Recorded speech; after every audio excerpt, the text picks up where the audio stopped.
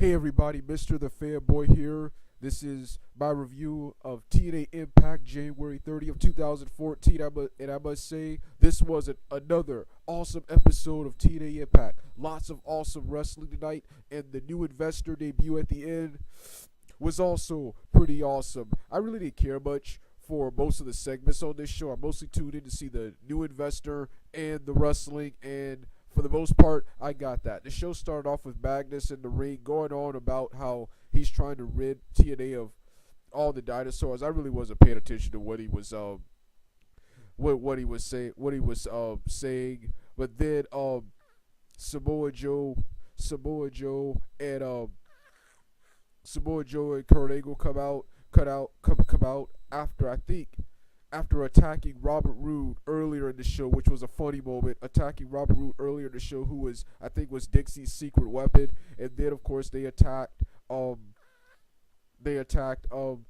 EC3, Magnus, and spun in the ring. Magnus and EC3 and Spud bailed. Samoa Joe and Kurt Angle proposed a tag team match tonight that, with their contracts on the line, it was Samoa Joe and Kurt Angle versus Magnus and EC3. EC3. If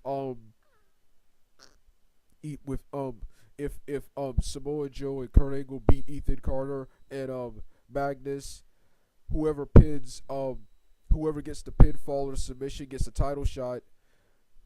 And if Magnus and Ethan Carter beat Samoa Joe and Kurt Angle, both of them are out of TNA and their contracts are ripped up. That is your main event. Then later on in the show, I keep getting this part confused. I think this is when they attack Robert Roode to prevent him from interfering in the main event. That was a funny moment where Samoa Joe and Kurt Angle were just wandering the halls. Did they knock on Robert Roode's door and just immediately go and attack him? The first match of the night was knockouts tag team match between Velvet Sky and Madison Rayne, the reunited beautiful people, versus Lady Tapa and Gail Kim, and this was an awesome knockouts tag team match. I've never been this happy to see the beautiful people reunited as faces. Love the beautiful people, but don't really like cheering for them. I much prefer the beautiful people to be heels. But this was an awesome knockouts tag team match to start the show. I think Velvet Sky won with a bulldog for the 1, 2, 3. I wasn't paying attention to the finish, but this was an awesome match, and the beautiful people win the match. After the match, Saban comes out. He kicks Madison Rayne outside the ring, and he starts yelling at Velvet Sky, demanding to know why Velvet Sky has not answered his tweets, his phone calls, or his text messages, and he just starts rapidly criticizing her for costing him the title in match last week. And then Velvet Sky tells them we're through, and Saban starts throwing a hissy fit, and Velvet Sky walks off on the ring smiling, and Saban screams, it's over when I say it's over. It's over when I say it's over. So I'm pretty sure this is going to lead to a series of intergender matches between Saban or Velvet Sky, I guess. The next then of course what was the next segment had Gunner. The next segment had Gunner and James Storm coming out. Both of these guys cut promos talking about how they got here. Gunner goes on and on about how both him and James Storm entered this business to accomplish something and be the best. They go on and on. Then finally, after arguing, they finally surprisingly shake hands. I actually thought James Storm was gonna attack Gunner and turn heel, and they were gonna feud over the briefcase.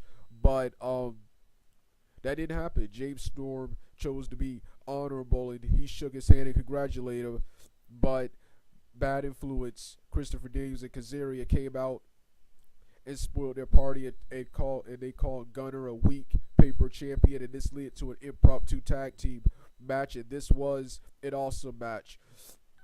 I think This was another awesome wrestling match. James Storm and Gunner win when James Storm hits Christopher Daniels with the super kick, and I think Gunner either hits him with a spear or a splash off the top rope. I can't remember the finish for the 1, 2, 3, but this was another awesome match. Before I get back to the wrestling, I love the arena they were in. They need to go to Scotland more often. That arena was awesome. It reminds me of World Wrestling All Stars, which was the very first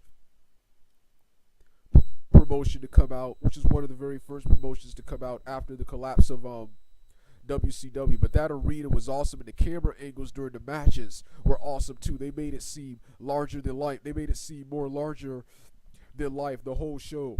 And then of course you had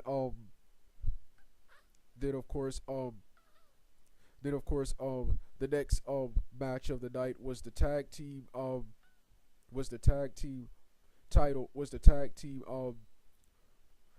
was the tag team title match between Abyss and Eric Young versus the Bromets, Jesse Godderts and Robbie E with Zema Ion.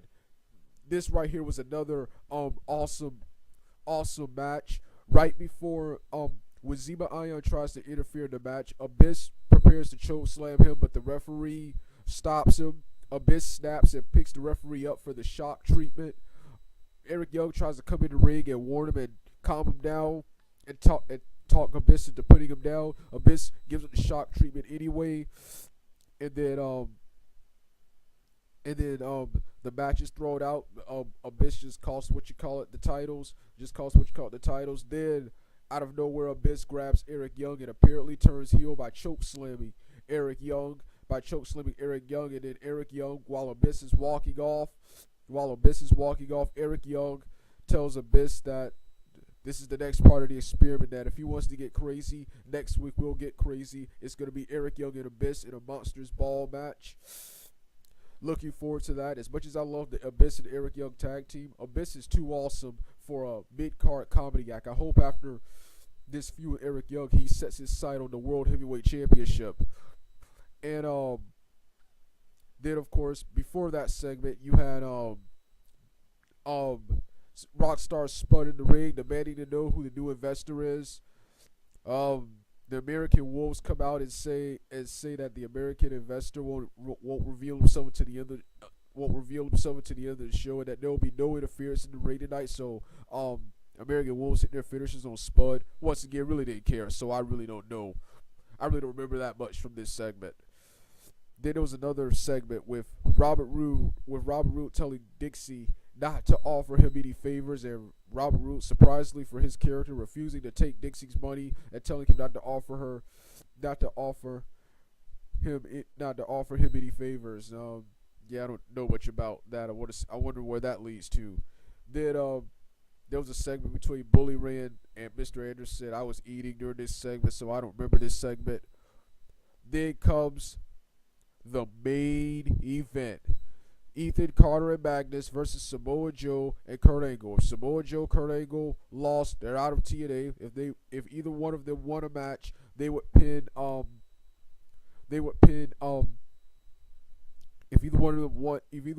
got the pin or submission would get a shot at the World Heavyweight Championship after an awesome match. I love the beginning with Kurt Angle and Ethan Carter starting off wrestling traditionally, with Kurt Angle starting with a headlock, then Ethan Carter going around into a waist, breaking the then going into a headlock of his own, then Kurt Angle grabbing Ethan Carter by his waist, and Ethan Carter actually breaking the lock and trading wrestling holds with Kurt Angle, of all people. That was some awesome stuff, and this, as usual, this was an awesome match. All four of these guys are good wrestlers. And Samoa Joe made Ethan Carter tap with the Kakita clutch, and told Magnus not to blame this on Ethan Carter because next week there will be no excuses, and told him to shine up the belt. Then Kurt Angle went on and on about how he's accomplished everything in his business, and that how beating Robert Roode was a feel-good moment, and it'll feel good next week when he gets his Hall of Fame induction. And Dixie says no, and then Dixie demands to know who the new investor is, and then here it goes. The lights go out, goosebumps. rolling, and then bam, MVP busts through the curtains with this new hip hop theme with the American Wolves. This was an awesome segment. I am so happy MVP was in TNA. I think we all knew it was gonna be MVP. I had some doubts in my mind that it could be Jeff Jarrett, but it looks like it's MVP. All right, Mr. the Fanboy out.